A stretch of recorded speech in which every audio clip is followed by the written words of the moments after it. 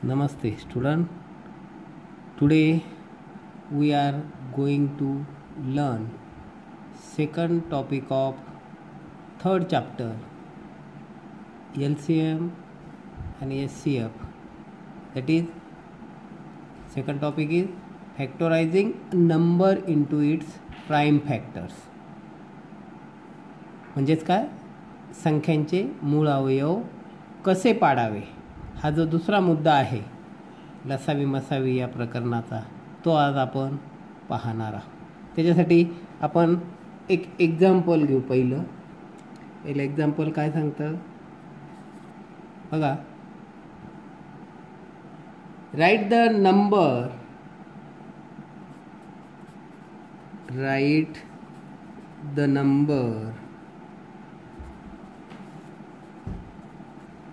24 in the form of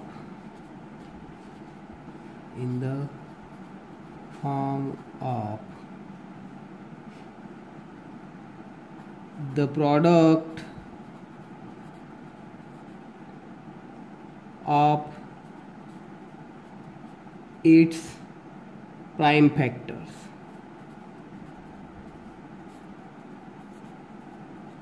बघा, right the number 24 in the form of product of its prime factor. म्हणजे 24 ही जी संख्या आहे ही कशाच्या prime factor म्हणजे मूळ अवयवाच्या गुणाकाराच्या स्वरूपात लिहा. आता आपल्याला मूळ अवयवाच्या गुणाकाराच्या स्वरूपात 24 ही नंबर जर लिहायचा असेल तर त्याचे फॅक्टर्स पाडावे लागतील. हाऊ टू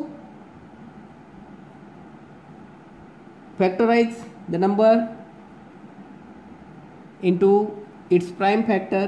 बघा, त्याच्यासाठी दोन मेथड आहे. There are two methods. One is vertical method. त्याला हुबी मांडणी असं म्हणतात मराठीत. त्याला काय म्हटलं जातं मराठीत? हुबी मांडणी. आता ही हुबी मांडणी करून आपण कशा पद्धतीने फॅक्टर्स पाडायचे ते आपण पहिल्यांदा बघू. बघा, पहिलं घेऊ आपण 24चे फॅक्टर्स पाडायचे. 24चे फॅक्टर जर पाडण्यासाठी अशा पद्धतीने आपल्याला रचना करायची आहे. आता मग हे 24ला पहिल्यांदा 2 आणे, नंतर 3 आणे.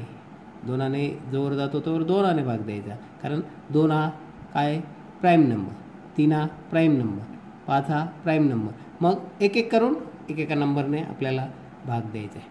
2 मग 24 डिवाइड बाय 2 म्हणून 2ने त्याला भाग देऊ आपण 2.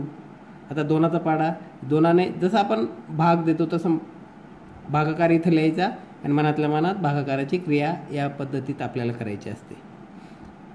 2 पहिल्यांदा कशाला डिवाइड करायचं? 2 1 जा 2 आणि 2 2 जा 4. म्हणजे या दोन संख्या ज्या येतात, हा जो आपण फॅक्टर घेणार आहोत 2 अँड इथं जो नंबर येणार, या दोघांचा गुणाकार काय आला पाहिजे? 24. आता मग 12ला भाग द्यायचा आहे. 12ला 2ने भाग देऊ आपण, डिवाइड बाय 2. परत 2ने 12ला भाग जातो म्हणून परत 2ने, जोवर 2ने भाग जातो त्या येणाऱ्या उत्तराला तोवर 2ने भाग द्यायचा. 2 6 जा 12. आता 6ला परत 2ने भाग जातो. 2 3 जा 6. आता 3ला 2ने भाग जात. 3 इज नॉट डिवायडेड बाय 2.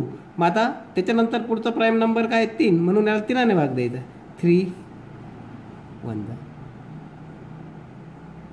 असा 1 येईपर्यंत याचे असे फॅक्टर्स पाडायचे. आणि मग हा 24चे प्राईम फॅक्टर्स काय पडले तर हे एक एक लिहायचे. 2 into 2 into 2 into 3. These are the product of prime factors. म्हणजे 24 कशा स्वरूपात मांडला आपण? Form of the product of its prime factors. ही झाली व्हर्टिकल मेथड. हेच आपल्याला हॉरिझॉन्टल मेथड आपण पाहू. आता आडवी मांडणी. कोणती मांडणी? हॉरिझॉन्टल मेथड, त्यालाच काय म्हणतात मराठीत? आडवी मांडणी. आता ही आडवी मांडणी आपल्याला करायची 24च उदाहरण तेच 24चीच आडवी मांडणी करू. 24. आता या 24ला 2ने डिवाइड करायचं. डिवाइड बाय 2 काय? 2ने जर 24ला डिवाइड केलं तर 2 पण लिहायचं. ज्याने डिवाइड केलं ती संख्या पण लिहायची इंटू. त्याला 2ने डिवाइड केल्यानंतर काय येईल? 12. म्हणजे 12 इंटू त्याचा असा प्रॉडक्ट लिहायचा की 2ने त्याला भाग जातो म्हणून 2 इंटू 12 म्हणजे 12 दुने 24. 12 2 जा 24. म्हणजे या दोन्ही बाजूचे उत्तर एकच आलं पाहिजे. बरोबर. आता 2 प्राईम फॅक्टर झाला. आता आपल्याला 12ला डिवाइड करायचे. 12चे परत फॅक्टर्स पाडायचे. 2चे पडणार नाही. 2 इंटू आता 12चे कसे पडतील परत? 2 इंटू 6. बरोबर. 12चे म्हणजे 6 दुने 12, 12 दुने 24. बरोबर. आता पुढचं नेक्स्ट काय? 2 इंटू 2 जसंच तसा प्राईम फॅक्टर्सपर्यंत जसं. आता परत 6चे फॅक्टर्स कसे पडतील? 2 इंटू 3. म्हणजेच 24 इज प्रॉडक्ट फॉर्म काय? It's prime factor. Form of the product of its prime factor. अशा पद्धतीने आपल्याला हे मूळ अवयव हे पाडायचे असतात. आणखी हे मूळ अवयव पाडण्यासाठी आपल्याला एक पद्धत आणखी आपल्याला वापरता येते बघा. ती अशी, ही फक्त आपल्या माहितीसाठी. आपण उत्तर सोडवताना परीक्षेला या 2 पद्धतीपैकी एक पद्धत वापरायची आहे. जिथं दोघं पद्धत विचारल्या असतील तिथं दोघं पद्धती या वापरायच्या आहे. पण त्याचे फॅक्टर्स आणखी जर आपण वेगळ्या पद्धतीने जर पाहिले तर बघा, एक उदाहरण घेऊ आपण.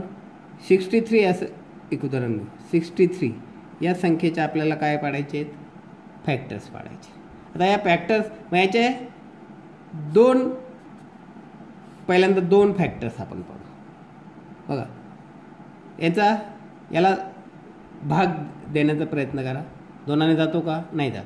3ने जातो का? नाही जात. तसं 3ने जाईल पण डायरेक्ट आपण 7ने देऊ. बघा, 7 इंटू 9. बघा, 7 9 जा 60. म्हणजे या 2 संख्यांचा गुणाकार काय आहे? 63. 7 इंटू 9. 7 9 जा.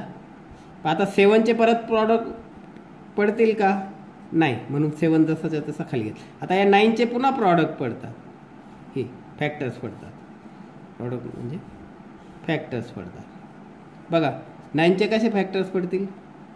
3 इंटू 3. बरोबर. म्हणजे आता या 3चे परत फॅक्टर्स पडतील का? नाही. मग 63चा प्रॉडक्ट फॉर्म काय येईल? 7 इंटू 3 इंटू 3. बरोबर. दुसरं एक उदाहरण घेऊ आपण. 45. म्हणजे हे जे आहे हे व्हर्टिकल हे हॉरिझॉन्टल जी मेथड आहे तिथंच एक हा वेगळा भाग. बघा, 40 काय येईल? याचे प्रॉडक्ट जर आपण याला डायरेक्ट 5ने भाग जातो. बघा, 5 इंटू 9. 5 9 जा 45. 9 5 45. आता 5चे पुन्हा फॅक्टर्स पडत नाही म्हणून 5 जसाच्या तसा आपण घेतला. तर 9चे पुन्हा फॅक्टर्स पडतात. 9चे कोणते 2 फॅक्टर्स पडतात? 3 इंटू 3. म्हणजेच 45चे मग किती फॅक्टर्स आले बघा? 5 3 and 3. Product of 5 into 3 into 3 is 45. अशा पद्धतीने आपल्याला प्रॉडक्ट हे फॅक्टर्स हे पाडता येतील. आता हे जे आपण शिकलो याच्यावर आधारित प्रॅक्टिस सेट